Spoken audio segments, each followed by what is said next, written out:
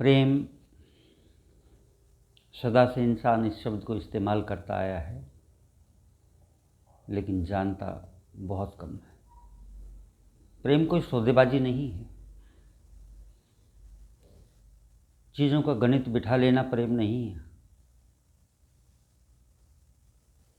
लड़का और लड़की की शादी से पहले दोनों के माँ बाप देखते हैं इसके कितने किले हैं, कितनी दुकानें हैं, कैसा मकान है, क्या पद है, प्रतिष्ठा है, कितना पैसा कमा लेता है या ना कमा लेती है। सारी चीज़ें जांच परखने के बाद शादी हो जाती है। और वो शादी चलेगी नहीं चलेगी, कितने दिन चलेगी, कितने दिन उनका आपस में संबंध रहेगा नहीं रहेगा, कुछ भी तय नहीं। और ज़्यादातर तो आजकल रिश्ते टूट जाते हैं। कारण क्या है? कारण है हमारी व्यवस्था। व्यवस्था का मतलब देकर कोई खुश नहीं है। स्वार्थ सबको चाहिए। एक लड़की अपना स्वार्थ चाहती है। इंडिपेंडेंट होने के नाम पे वो यही भूल जाती है कि भाई अपना तेरा आदमी है, तेरा पति है, उसका मान सम्मान ज़रूरी है। मेल डोमिनेटेड सोसाइटी रही है, समय लगेगा, बदलाव आएगा। लेकिन विवाह जैसा रिश्ता जिसमें आज प्रेम नाम की कोई चीज़ बची नहीं है, बल्कि पूरी तरह समझौता है। मुझे कहानी ध्यान आती है जो प्रेम को वास्तव में चरितार्थ करती है।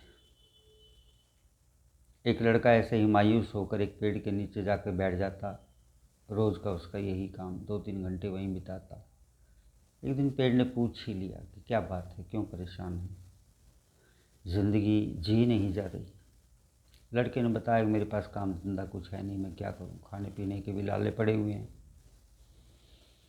तो पेड़ कहता है ऐसा कर कि मेरे जितने भी फल हैं वो इसमें से तोड़ ले, उनको बाज़ार में बेच दे, पैसा आ जाएगा, अपना काम कोई चला ले। लड़के ने बिल्कुल ऐसे ही किया। सारे फल इकट्ठा किए, बेच दिए, पैसा आ गया। कुछ दिन नहीं आया, फिर हफ्ते 10 दिन में पैसा ख़त्म होने के बाद फिर से पेड़ के पास पहुंचा। अब पेड़ ने फिर पूछा कि भाई अब क्या बात हुई, तूने कोई काम धंधा शुरू नहीं किया छोटा मोटा?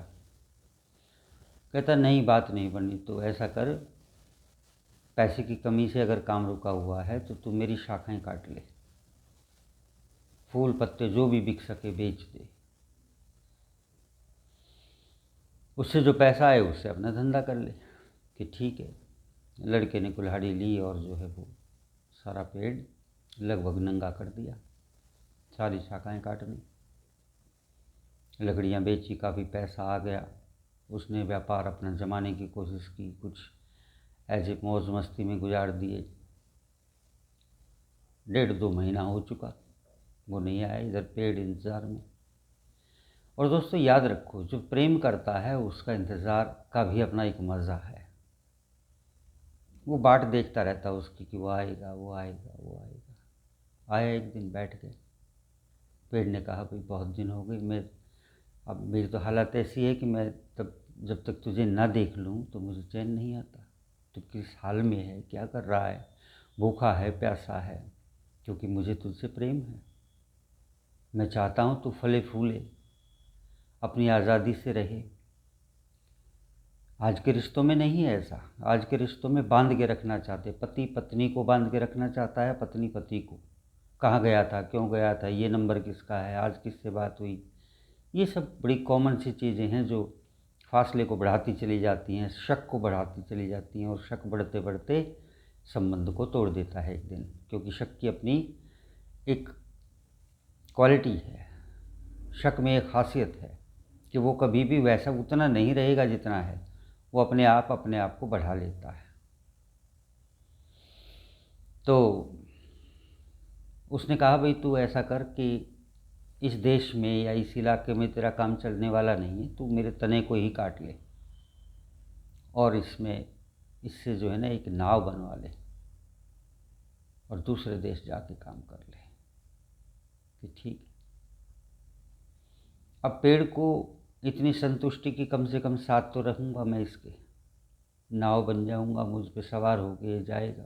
वो चला गया, विदेश चला गया, वहाँ भी उसका काम धंधा कुछ बना नहीं, नाव उसने किनारे पे ही छोड़ दी थी।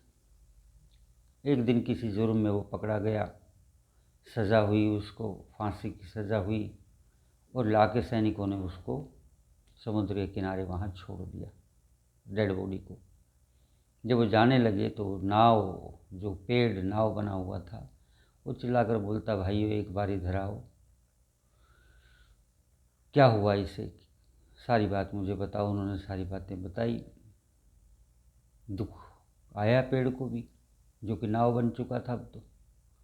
उसने कहा, भाई एक अंतिम काम और कर दो, मैं यहाँ पड़ा पड़ा क्या करूँगा, इसकी डेड बॉडी को, इसके शरीर को मुझ में डाल के आग लगा दो। तो दोस्तों, जीवन कुछ ऐसा ही है। जब इंसान किसी से प्रेम करता है तो हद नहीं देखता फिर कि मैं पता नहीं क्या कर दूं उनके लिए। जैसे माता पिता का ही औलाद के लिए प्रेम है। प्रेम को सिर्फ लड़का और लड़की के बीच में मत रखो। प्रेम एक बहुत बड़ा शब्द है, 2.5 अक्षर ज़रूर हैं, लेकिन ये संसार को कवर किए हुए पशु पक्षी जितने भी हैं, इंसान हैं, सब में प्रेम है तो सब कुछ है, वरना कुछ भी नहीं। अगर हम कुत्ता भी पालते हैं, वो चाहने लगता है हमें, हमसे प्रेम करता है, निस्वार्थ प्रेम करता है। इंसान का चलो फिर भी ये है कि स्वार्थ से जुड़ा हुआ है, स्वार्थ से हट जाएगा, कभी न कभी तो हटेगा। लेकिन माता पिता अपनी औलाद की देखभाल करते हैं, पूरी जवानी उनकी निकल जाती है, अपने शौक़ दबा के कम से कम आमदनी में भी बच्चों की हर ख्वाहिश पूरी करते हैं, जहाँ तक उनसे हो पाता है। ये प्रेम है। इसलिए नहीं कि माता पिता ये चाहते हैं बुढ़ापे में हमारी सेवा होगी, ऐसा कुछ नहीं होता। कोई किसी की सेवा नहीं करता। अगर आपने ज़िंदगी में किसी के काम आए हो, किसी की सेवा की है, तो आपकी भी होगी, चाहे अपने करें या पराए करें, करेंगे ज़रूर। ये प्रकृति का सच है। हमारे किए हुए कर्म ही हमारे पास आते हैं। मान लो 50 किलोमीटर दूर हमारा एक्सीडेंट कहीं पर हो गया, तो कोई घर से जाएगा हमें उठाने वहाँ से?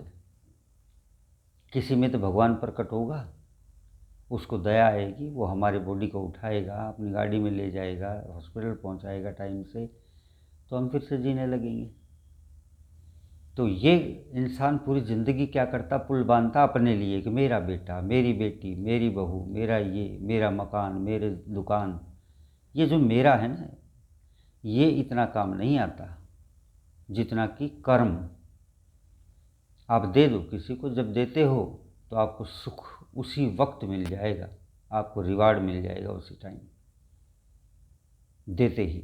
और छीन के देख लो किसी से, छीन के देखते ही, छीनते ही आपके मन में अपने ही प्रति ग्लानि आएगी कि बात गलत हो गई। तो दोस्तों, प्रेम एक बड़ा शब्द है, एक बड़ा आभास है, एक समुद्र की तरह से गहरा है। इसकी गहराई नापने की कोशिश मत करो, सिर्फ इसमें डूब जाओ। अगर मोती चाहिए तो परमात्मा रूपी मोती ज़रूर मिलेगा, क्योंकि परमात्मा हर एक के अंदर है आत्मा के रूप में। वो सब कुछ समझता है। कई बार हालात ऐसे होते हैं कि कोई लोग सामने कह देते हैं कि आपने मेरे साथ बुरा किया, और कई बार ऐसा होता है कि इंसान चुपचाप सह जाता है। वो जो सहना है, उसकी आत्मा तक उसकी पुकार जाती है, और वो जब आपको परेशान करेगी ना, तो उसका कोई इलाज किसी हॉस्पिटल में नहीं मिलता। इसलिए प्रेम से रहो, प्रेम से व्यवहार करो। अगर सुख चाहिए तो हर पल सुख है, हर पल।